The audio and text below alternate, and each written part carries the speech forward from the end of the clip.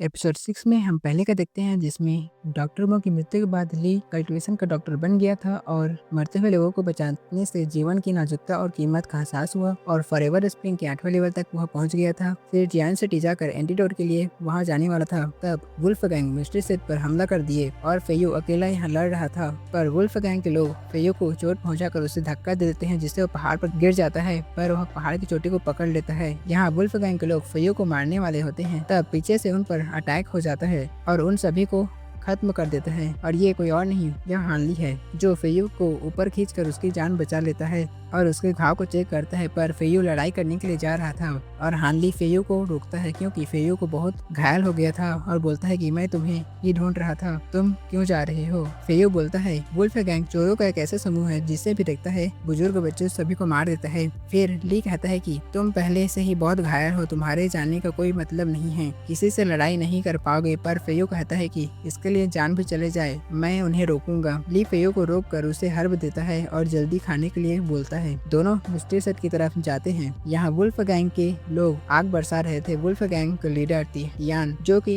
लड़ाई कर रहा था और वहाँ की जमीन हिलने लगती है जिससे सब डर कर लड़ाई बंद कर देते हैं। मिस्ट्री सेट के लीडर आदेश देकर जमीन को हिलना बंद करा देते हैं। फिर तिहान बोलता है सेक्ट लीडर को, वांग काफी समय हो गया ना हमको मिले, तुम्हारी याद आई बहुत, इसलिए यहाँ चला आया, हमारी सालों पुरानी दुश्मनी को आज खत्म कर देते हैं। तब वांग कहते हैं कि ठीक है चलो आज फैसला किया जाएगा। बोलते हैं कि यदि स्वेच्छा से हार स्वीकार कर लेते हो तो परेशानी नहीं होगी। वांग कहते हैं कि जहाँ तुम खड़े हो यह सनसेट पीक है, ये ज्वालामुखी पर बनाया गया है। हमारे सेक्ट के 7वें लीडर के पास डिवाइन पावर थी जिसकी मदद से उन्होंने इस पहाड़ की नीचे एक ट्रिगर बनाया, इसको थोड़ा सा भी हिलाया जाए तो पूरा सेक्ट डिस्ट्रॉय हो जाएगा, साथ में हम सब भी। यहाँ एक बड़ा भूकंप आएगा और हम यही मारे जाएंगे। पर वुल्फ गैंग के लीडर को इस पर यकीन नहीं होता है, तो उसे यकीन दिलाने के लिए वांग थोड़ा सा पुश कराने के लिए कहते हैं जिससे वह जमीन दोबारा से हिलने लगती है। इससे तिहान को यकीन हो जाता है और कहता है कि वांग हम तो एक ही नाव पर सवार हैं, इसमें से कोई भी हार मानने के लिए तैयार नहीं है। फिर वांग कहते हैं कि इस सालों पुरानी लड़ाई को खत्म करने के लिए एक रास्ता है, लाइफ एंड डेथ फाइट। यह बताएगा कि जीत हार तभी फेयू और ली आते हैं, दोनों डेथ एग्रीमेंट पर साइन कर देते हैं। हानलिस कहता है कि वुल्फ गैंग हम पर भारी पड़ गया है, इस वजह से हमारे सेक्ट के लीडर ये कॉन्ट्रैक्ट साइन कर रहे हैं, वो हमारे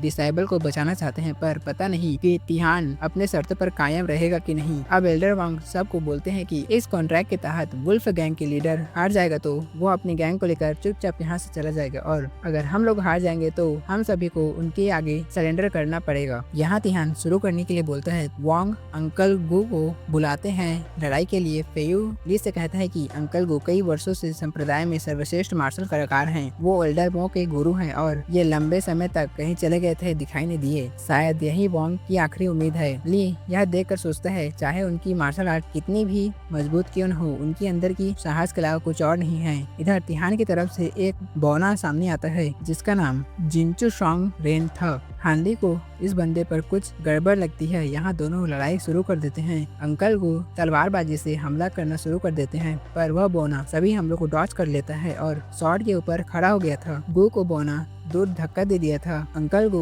बोने पर स्लैश अटैक करते हैं, पर बोने अपने गोल्डन कलर की शील्ड बना लेता है जिससे वह प्रोटेक्ट करती है और वह बच जाता है। और यह देखकर सबको लगता है कि यह बंदा इमोर्टल होगा। यहाँ अंकल गो हमला पर हमला कर रहे थे, पर बोने को इस पर कुछ असर नहीं हो रहा था। ली उसकी कल्टीवेशन लेवल जान गया था और वह 3rd लेवल पर था, जो कि हानली से काफी कम है। अंकल गो को दूर फेंक देता है जिसके बाद फ्लाइंग शॉट से अटैक करता है, पर यहाँ से वह जंप करके बच जाता है, पर वो शॉट तो उसके पीछे ही पड़ गया था। इधर हानली समझ गया था कि बोने फ्लाइंग शॉट टेलिज्म का यूज कर रहा था। यहाँ बोने ने एल्डर गु को खत्म कर दिया था, जिसके बाद वो खुश होकर सभी को फाइट के लिए चैलेंज करता है और फ्लाइंग शॉट को हर जगह लोगों की तरफ फेंक रहा था डराने के लिए। पर हानली इससे कहाँ डरने वाला था, वो टेलिस्टमैन को अपनी पावर से पकड़ लेता है। इससे सभी लोग हानली की पावर को देखकर शॉक्ड हो गए थे, क्योंकि सभी को लगता है कि हानली बस एक डॉक्टर ही है। लिए उसकी चुनौती को मानकर चला जाता है फाइट करने के लिए। यहाँ बोनो कहता है कि मैं किंगलिंग परिवार का सदस्य हूँ। वो कहते हैं कि तुम पावरफुल कल्टिवेटर हो और मुझे नहीं लगता कि तुम इस सेक्ट के हो, तो क्यों ना तुम हमारे साथ मिल जाओ। अगर तुम हमारे साथ मिलकर काम करोगे तो हमारे ग्रुप के लीडर तिहान तुमको अच्छा तोहफा देंगे। जिस पर हानली कहता है कि आप मुझसे पहली बार मिले हो, मगर फिर भी मुझे यह तोहफा देने के लिए सोच रहे हो, इसके लिए आपका बहुत बहुत शुक्रिया। मैं वुल्फ गैंग के साथ हाथ मिलाने के लिए तैयार हूँ। और उसको अपना तालिस्मान हटाने के लिए कहता है। जैसे ही वो हटा देता है, ली उस पर फायर मैजिक से वार करता है, जिससे वह ब्लास्ट हो जाता है और वह बौना वहीं मारा जाता है। और ली को वहाँ पर एक टोकन मिलता है जो कि नहीं जला था, और तियान को बोलता है कि आप लोग हार गए हो, अब यहाँ से चले जाओ और कभी यहाँ मत आना। तियान उसकी बात को मना कर देता है और लड़ाई करना शुरू कर देता है। दोनों सेक्टर में लड़ाई शुरू हो जाती है। वुल्फ गैंग आग वाली तीरों से काफी ज्यादा हमला करते हैं, जिससे काफी लोग घायल हो गए थे। इसे देखकर ली को गुस्सा आ गया था और वह ऊपर से आग बरसाता है, जिससे वुल्फ गैंग थोड़े पीछे हट जाते हैं। ली तिहान को आखिरी 2 मौके देता है, पहाड़ से उतरने के लिए कहता है और जान बचाने के लिए, और आज तुमको मरना होगा। पर तिहान बोलता है कि मैं थर्ड ऑप्शन लूंगा, तुमको खत्म कर दूंगा। जिसके बाद हानली की ओर मारने के लिए दौड़ता है, पर हानली अपनी आग के गोले से एक बार में ही तिहान को मार देता है। वहाँ बड़ा ब्लास्ट होता है, जिससे सभी लोग डर जाते हैं। वुल्फ गैंग वहाँ से डर कर भागते हैं और सेक्ट के लोग हानली के इस रूप को देखकर डर जाते हैं। दूसरे दिन हानली ली फेयू के घर जाता है उसे मिलने के लिए, और उसके घावों को देखता है। फेयू पूछता है कि तुम कल्टिवेटर कब से बन गए? हानली कहता है कि इससे कोई फर्क नहीं पड़ता, मैं तो पहले जैसा ही था और वैसा ही हूँ। यह बात सुनकर फेयू कहता है कि हाँ, तुम में तो जरा सा भी घमंड नहीं है। फेयू ली से झांग के बारे में पूछता है। झांग घर जा चुका है और वो वहाँ काफी खुश भी है। और फिर यहाँ फेयू को ली उसके शरीर की मजबूती के लिए कुछ पिल्स देता है और एक नुस्खा